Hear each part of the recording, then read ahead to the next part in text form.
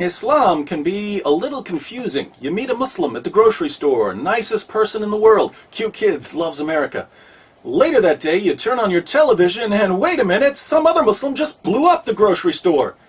What's going on here? Who represents Islam? The peaceful Muslim buying tomatoes or the violent Muslim bombing tomatoes?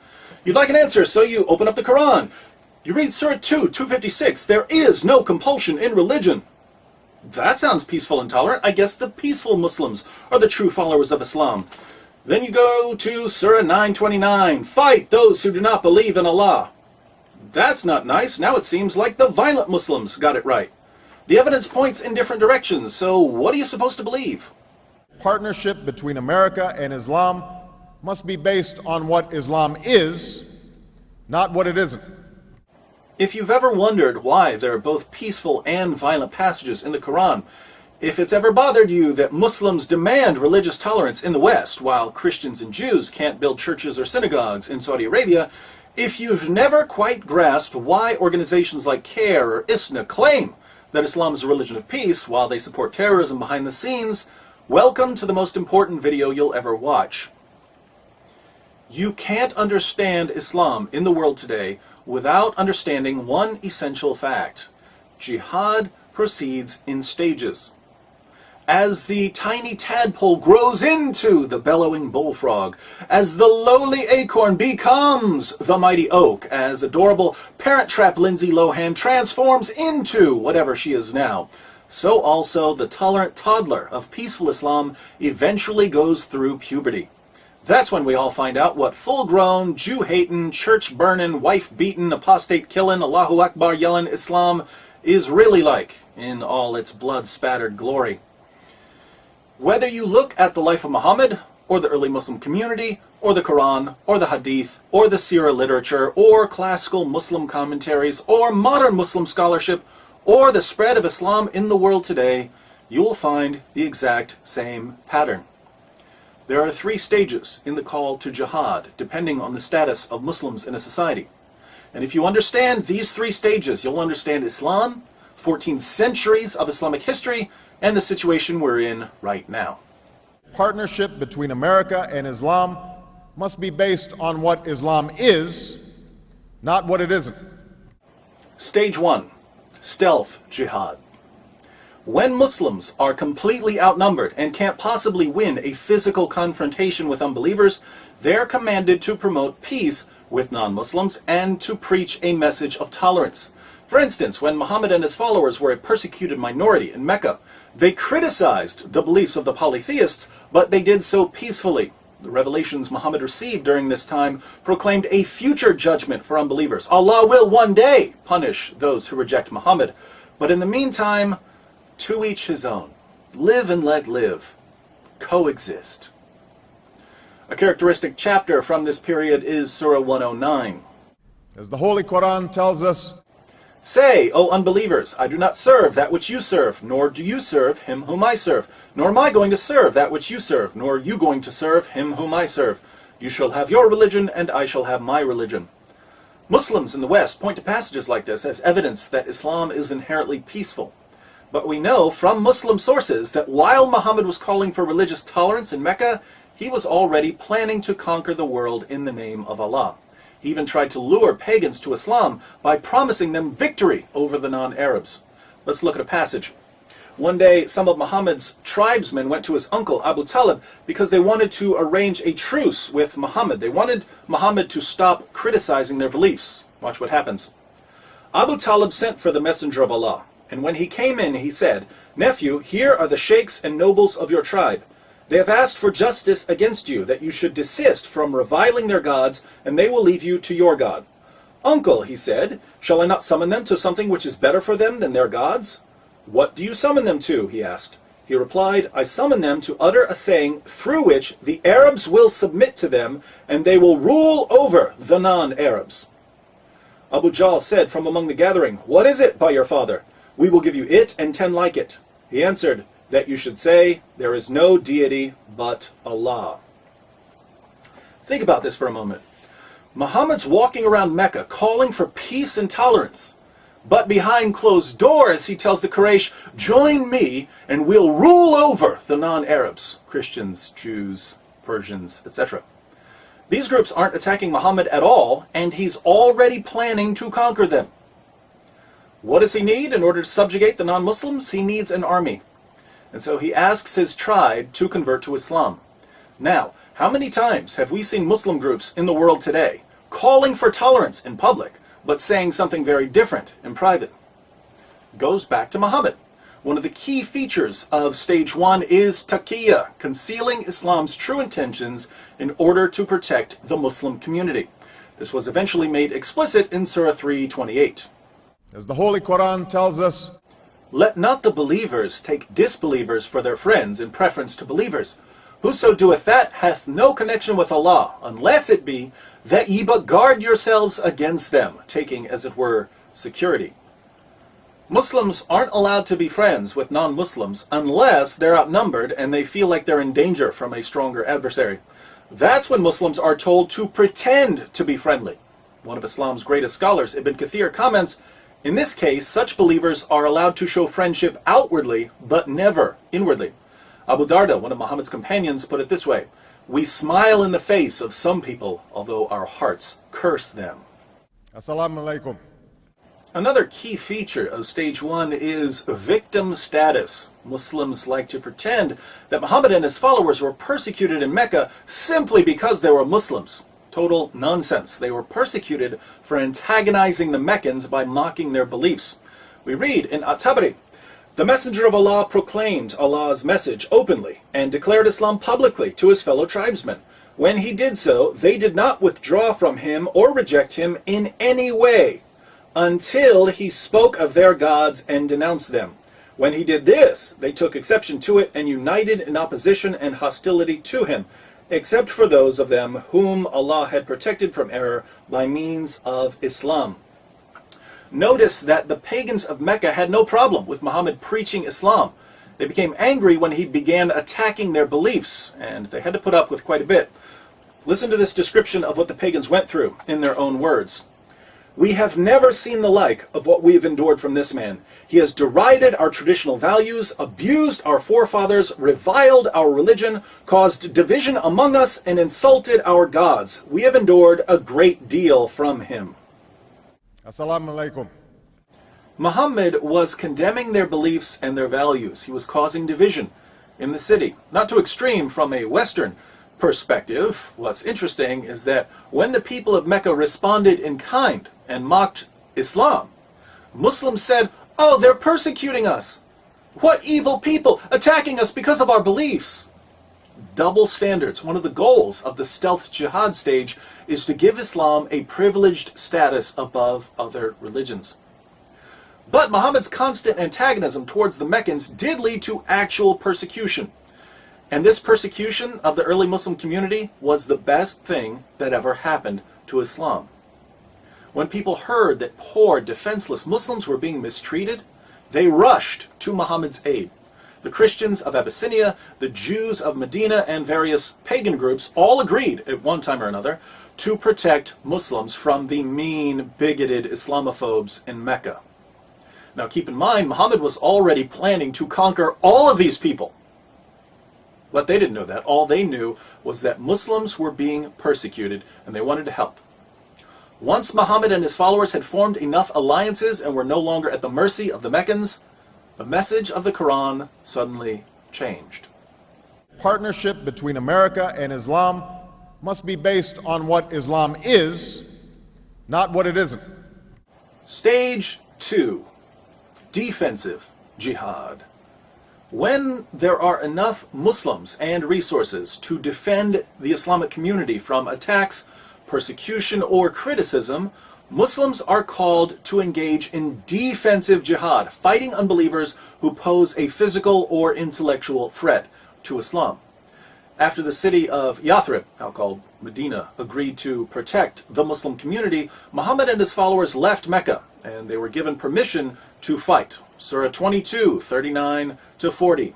As the Holy Quran tells us, Permission to fight is given to those upon whom war is made because they are oppressed, and most surely Allah is well able to assist them, those who have been expelled from their homes without a just cause, except that they say, "Our Lord is Allah." Did you catch that? According to the Quran, Muslims were kicked out of Mecca simply because they believed in Allah. We've already seen that the Meccans had no problem with Muslims believing in Allah, or even with Muslims preaching Islam. They had a problem with Muhammad mocking their religion and causing division in their city. But again, Muslims needed victim status for their protection, so I guess Allah decided to fudge history just a little. And throughout history, Islam has demonstrated through words and deeds the possibilities of religious tolerance and racial equality. Now that Muhammad had several non-Muslim groups ready to defend him, he turned to the primary tactic of stage 2, terrorism. The people of Mecca depended on the caravan trade for their survival. Anyone who had money would invest it, hoping to get back something extra to feed their families. If a caravan was robbed or didn't return, children might starve. So instead of living a peaceful life in Medina, Muhammad started attacking the Meccan caravans. Muslims launched 7 attacks against the caravans, and the Meccans never retaliated. During the 7th attack, Muslims killed a man, and they took the goods and some captives as well. The problem was that it was still the holy month when everyone agreed not to fight. Muhammad was a bit worried about this at first, but then he received Surah 2:17. As the Holy Quran tells us, "They question thee, O Muhammad, with regard to warfare in the sacred month. Say, warfare therein is a great transgression, but to turn men from the way of Allah, and to disbelieve in Him and in the inviolable place of worship, and to expel His people thence, is a greater transgression with Allah, for persecution is worse than killing." Persecution is worse than killing. Yes, we killed a man during the holy month when there was a universal agreement not to fight, but you persecuted us, and that's worse. So don't you dare judge us. The Meccans had been trying to avoid war, but it was clear that the Muslims weren't going to stop attacking the caravans, and that Meccan trade and the livelihood of the city would never be safe. So the pagan tribes sent an army to protect the next caravan. Muslims attacked and defeated the Meccans at what became known as the Battle of Badr. Notice that the first real battle between Muslims and non-Muslims was a result of non-Muslims trying to protect themselves from Muslims terrorizing their trade routes. Islam has a proud tradition of tolerance. It didn't take long for Muhammad's protectors to realize that they had been duped. Muslims weren't quite the innocent victims they'd claimed to be. Muhammad and his followers were far more greedy and violent than the pagans they were now attacking. But these disillusioned defenders soon learned that once you agree to support Muhammad, you don't get to change your mind. Anything other than perfect allegiance to Muhammad becomes grounds for expulsion, seizing property, enslavement, or annihilation. 3 Jewish tribes in Medina found that out the hard way. A proud tradition of tolerance. Non-Muslims also learned that no matter how much they disagreed with Muhammad's campaign of violence and intimidation, they had to keep their mouths shut. Muhammad began ordering the assassination of critics during stage 2. People who spoke out against Islam or wrote poems about Muhammad were brutally murdered.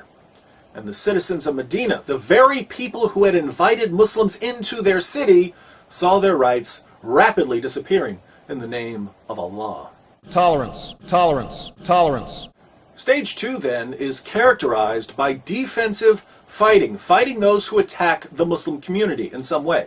What we need to get our minds around, however, is that Muslims have a much broader definition of what constitutes an attack than anything we're familiar with. Persecution and military aggression certainly count as attacks, but as we've seen, criticizing Islam counts as an attack. Backing out of alliances after you figure out Muhammad's true intentions counts as an attack. And in the defensive jihad stage, Muslims are ordered to respond to these attacks with physical violence and terrorism. Partnership between America and Islam must be based on what Islam is, not what it isn't. Stage 3, offensive jihad. When Muslims establish a majority and achieve political power in an area, they are commanded to begin offensive jihad. Once Mecca and Arabia were under Muhammad's control, the message of the Quran changed yet again. Suddenly, Muslims weren't just told to fight against aggressors. They were commanded to fight non-Muslims simply for being non-Muslims. As the Holy Quran tells us, O Prophet, strive hard against the unbelievers and the hypocrites, and be unyielding to them. Surely Allah has bought of the believers their persons and their property for this, that they shall have the garden. They fight in Allah's way, so they slay and are slain. O you who believe, fight those of the unbelievers who are near to you, and let them find in you hardness.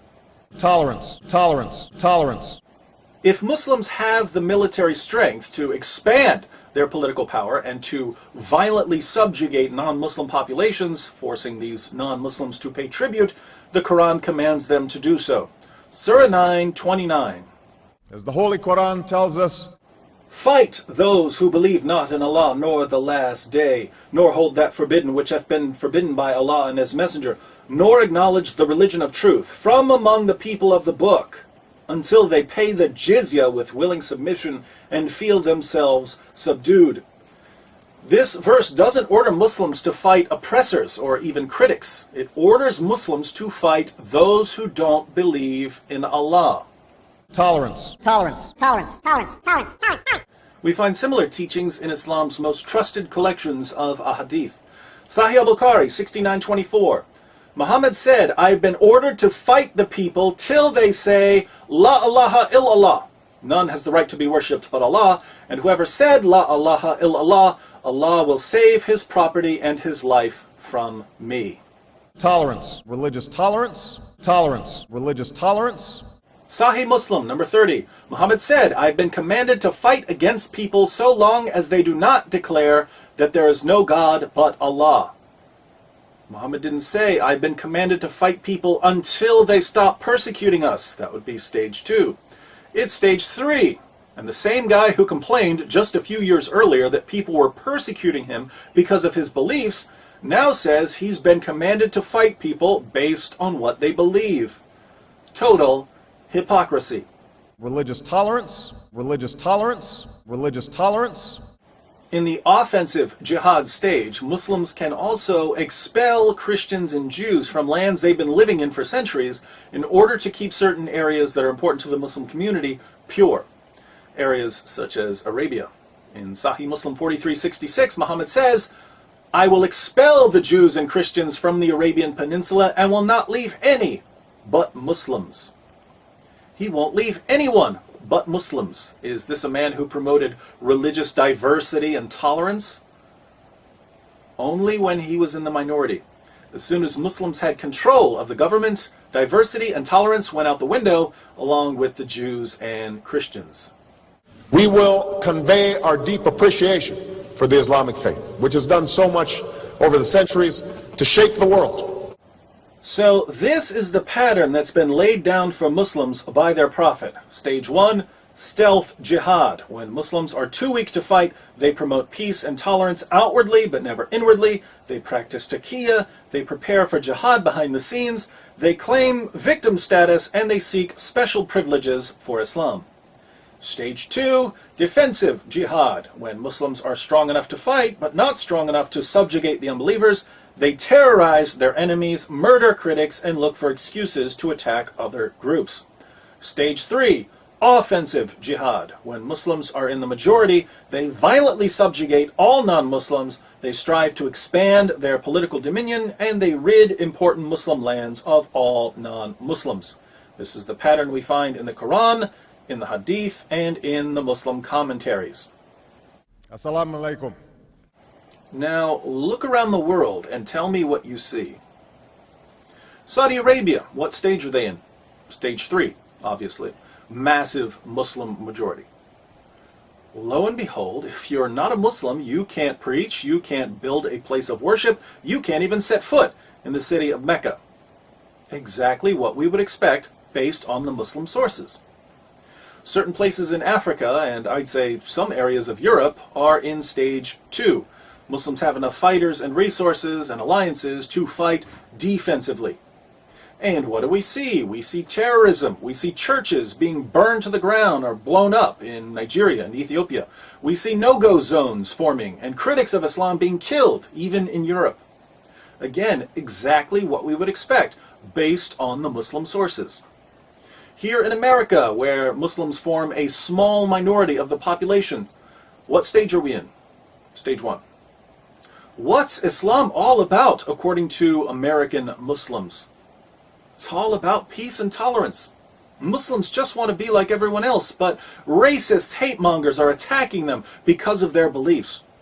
That's why we should all be thankful that the government and Christians and Jews are stepping in to defend Muslims from bigots and Islamophobes, just as governments and Christians and Jews stepped in to defend Muslims during the time of Muhammad.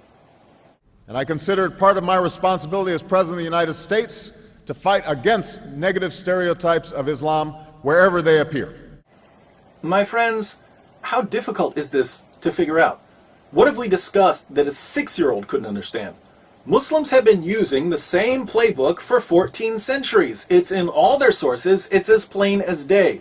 And yet our leaders and the media just can't understand why Christians and Jews are second-class citizens in the Muslim world, or why Muslims in Europe are ready to kill over cartoons, or why Muslims in America are so desperate for victim status they'll cry discrimination when a home improvement store doesn't pay for advertising on one of the most boring shows ever. It's all right here. Someone can't understand this. I'd say he doesn't want to understand it. But we've reached a point in history when we can no longer afford to be willfully stupid.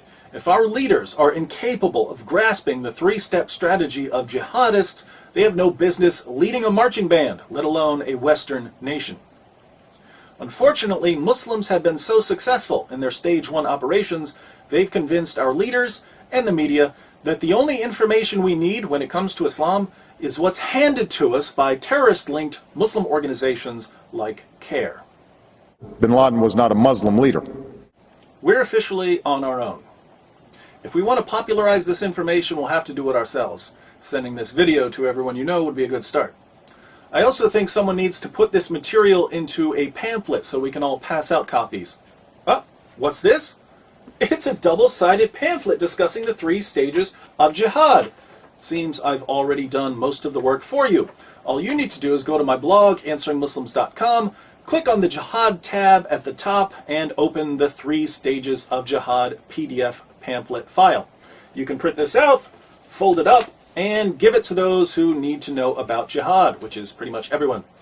Islam's greatest ally in the West is ignorance. Jihadists can't subjugate us through physical force, so they're doing their best to subjugate our minds. The ultimate obstacle to global jihad, then, is an informed population of free people. Wouldn't you like to be an obstacle to jihad in Sharia? I know I would. In 2012, let's make a special, freedom-sized effort to educate ourselves and others about the inner workings of the jihadist machine. And let us call our project Operation Monkey Wrench.